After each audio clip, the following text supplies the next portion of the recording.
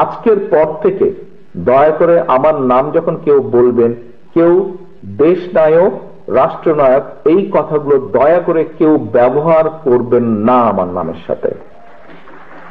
আমার নামের সাথে আজকের পর থেকে কেউ দেশ নায়ক, রাষ্ট্রনায়ক কথাটি ব্যবহার করবেন না।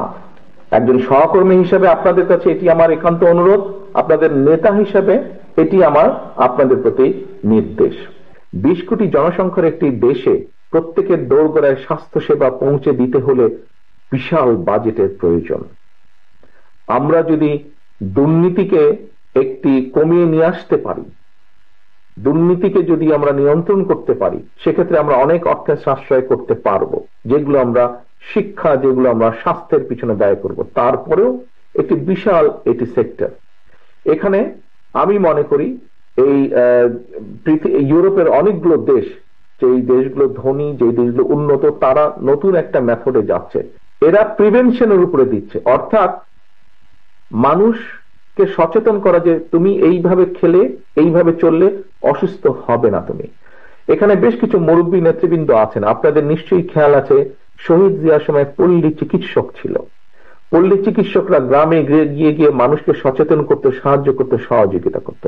প্রিয় সহকর্মীবৃন্দ, আমাদেরকে জোর দিতে হবে। আমি মনে করি আমাদেরকে শহীদ জিয়ার সেই প্রকল্পটি হয়তোবা আবারও চালু করতে হবে। পল্লী চিকিৎসক প্রত্যেকটি গ্রামের জন্য আমাদেরকে পল্লী চিকিৎসক চালু করতে হবে এই প্রকল্পটি, যাতে আমরা মানুষকে, তাদেরকে যেরকম আমরা ট্রেনিং দিব, ট্রেনিং দিয়ে মানুষের দোরগোড়ায় পাঠাবো, পরিবারগুলো দোরগোড়ায় পাঠাবো যে এইভাবে পানি ফুটিয়ে খেতে হবে, এইভাবে খেতে হবে, এইভাবে চলতে হবে, তাহলে এই চিকিৎসা, এই অসুখ থেকে আমরা নিজেদেরকে দূরে রাখতে পারবো।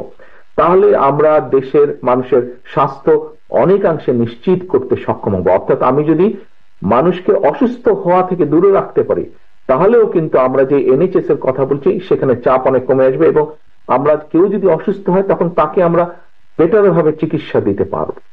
প্রিয় সহকর্মীবৃন্দ, আজকে আমাদের একদম শুরুতে বলেছি একটি আমাদের গুরুত্বপূর্ণ দিন, বিএনপির ইতিহাসে উল্লেখযোগ্য দিন।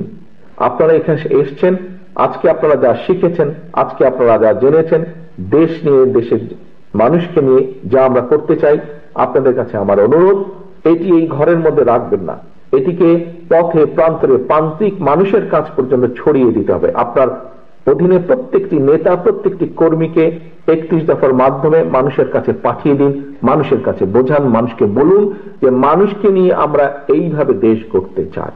আমি দৃঢ়ভাবে বিশ্বাস করি যে আজকে আমাদের এই অনুষ্ঠানটি একটি অত্যন্ত সার্থক অনুষ্ঠান।